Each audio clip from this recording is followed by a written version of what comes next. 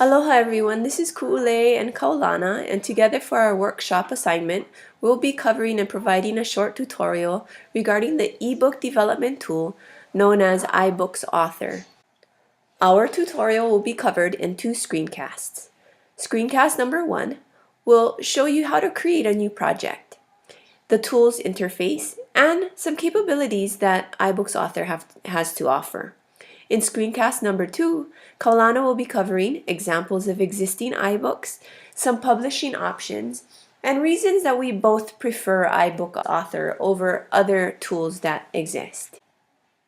So before you can get started, you'll need to access the App Store and download the app called iBooks Author onto your Mac device. And then you also need an iPad with the app called iBooks 2 downloaded on it so that you can connect your iPad to the device that you're creating your iBooks on, which will allow you to preview your books in real time so that you can make edits and improve your book as you create it. So once you're ready to start a new project, you'll launch the app from your Launchpad or your applications folder, and you will arrive here at the startup screen for iBooks Author. And this is where you will get to select from existing templates that the app offers its users. As you can see up top, there are both landscape and down below portrait only templates. It's important to know and plan out how your users are going to view the book beforehand, because if a book was created, say, using the landscape template and a reader rotates his or her iPad to portrait orientation, the book will reformat slightly.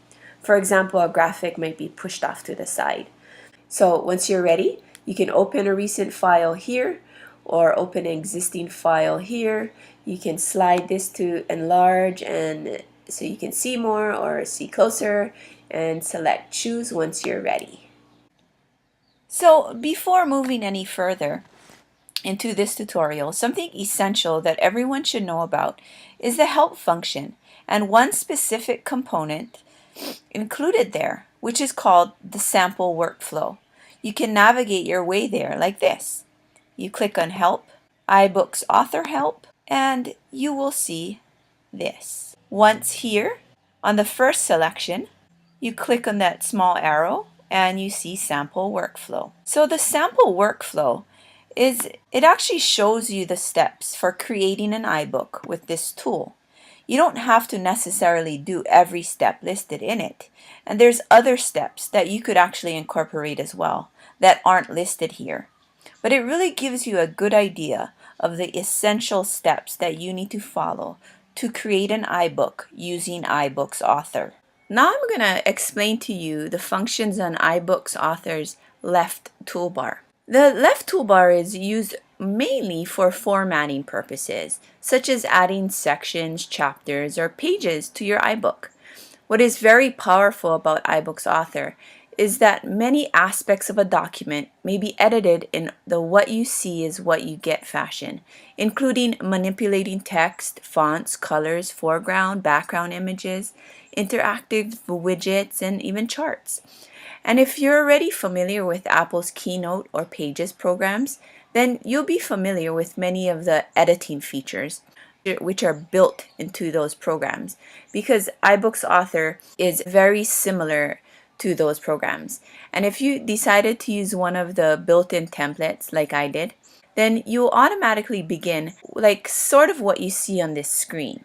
So you start off with a book title, and you can just type in your text and you can drag and drop images for the cover of your book. So my book is The Best Fried Rice, and I should actually go onto Google and look for a free and open source picture, or take my own picture and drag it on so I can have a nice picture of some yummy looking fried rice.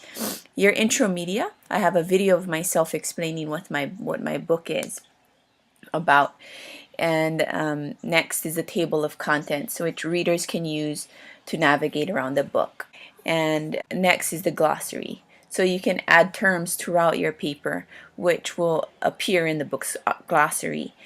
and people can use that to find certain terms that they want to learn about or navigate to using the glossary feature. So you can add more pages, chapters, or sections to your liking.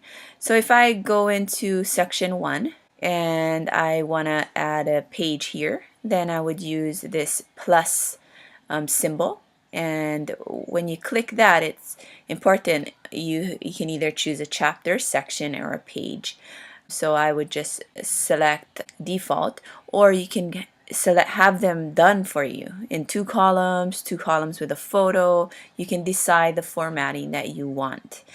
So I'm gonna do just a default page and add in some stuff later. You can remove what they have for you by clicking on this arrow. Actually, you would have to right click on it, and that's how you cut chapters, copy chapters, or delete chapters, or duplicate them if you want to. Now, in some instances, you may even want to just start with a clean slate and just add pages to your book, or a chapter with tons of pages. You can actually delete everything from here. So like I said, you right click and delete, and you would go down your list, and I don't want to delete everything from my recipe book, so I'm gonna not do it for you, but you right click on everything and you can start from scratch. So like I said, it's for formatting and also for adding your content that you want in your book. So you would have to first select where you want to add your content, and then you can upload your content or create your content as you go using some of the functions on the top toolbar, which I'll cover next. So now, regarding the top toolbar that you see, the icons are sort of self-explanatory, especially if you're familiar with Pages and Keynote. I covered adding pages earlier in this tutorial, but to do so, you simply click on the plus sign and a window will pop up with different selections that you can decide upon for adding pages, chapters, or sections, and the formatting choices that suit your liking. On the right of that icon are 3 different selections that will manipulate how the document is viewed. The first icon is for when you create your document and what you want to see when you're doing so. The next icon allows you to manipulate the orientation of the pages when they are viewed on an iPad. Remember, these 2 buttons will not format your pages for you, but it will just show you and allow you to see how your contents of your page will be seen by your users. The next 5 selections are icons that will allow you to design your pages in your iBook. To create text, click on the text box, and you can click on the slide to change your text or move it around by simply dragging it as such. The text in this text box can be changed to your liking. Like colors can be selected. You can bold your text. You can center it if you like. And like I said, you just select the text box and drag and drop it wherever you want it to be. The next icon allows you to create different designs on your page. Here you will see the different shapes that iBooks author has to offer. Once you select a shape, say a square, you can click on your slide to change its color. Here's the fill that you can change the color with. And just like the text box, you can drag it to where you want to place it on your slide. By clicking the icon for table, a table will pop up where you can specify the dimensions, such as how many columns or rows you would like in your table. To input information into your table, click directly on the table and you can type your information in there. And as with shapes, you can adjust its size or location by simply clicking and dragging as such. Widgets are the amazing part of iBook creation. These are tools that allow your iBook to become interactive. They're actually interactive media boxes. For example, one interesting widget is the insertion of media. So these are all of the different widgets. If I click on media, a media box will appear, and I could simply drag a movie onto this box that could provide my users with a video of Jake creating and making his meaty fried rice. Another interesting widget is the popover, and so in the widgets toolbar you see popover. If I click on popover, a popover will appear as such. And a popover can offer the reader with additional text or information to further clarify a concept or give the reader more information. There are some additional exciting things that you can do with popovers, such as placing it on a hyperlinked formatted text that allows the users to quickly give them information by simply clicking on that text. And as with text boxes, with the popover, you can simply drag images and type right into the popover. The last tool that I wanted to show you folks that's really exciting for me as an educator is the review widget. So you can create a review question. I'm going to actually put this on a new page like I did so. So what you do is you click widgets and you simply press review and you get a review question put in for you. And you, just like the text box and the popover, you can simply type in the question that you want to ask your users and type in the answers and click the correct answer, of course. And this will allow teachers an opportunity to evaluate or assess their students' understanding while they're learning from an ebook. For example, a set of questions could be placed at the end of each chapter. There are really amazing features in the widget section, and I could go on for an hour explaining how they can be incorporated in iBooks. But Kaulana is going to actually show you some examples at the end of this tutorial where some of these functions were used. To preview what you have created, you must connect your iPad to your computer and click the Preview button. When you're finished, click Publish to publish your iBook.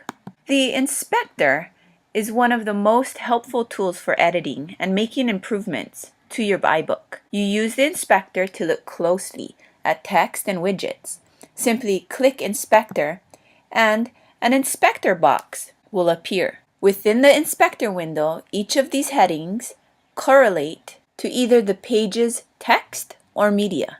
Simply click one of your boxes within your iBook and you can make edits to that content using the inspector. Media provides you with all of the media in your Mac libraries, such as photo booth content, iMovie, or iPhotos. These can be selected and dragged directly onto your iBook slides. The last two icons on the top toolbar are the colors and fonts buttons, and they're very simple and quite easy to use. Simply click on the text or image that you want to change, select the design or text by highlighting it, and you can change how they look using these two tools.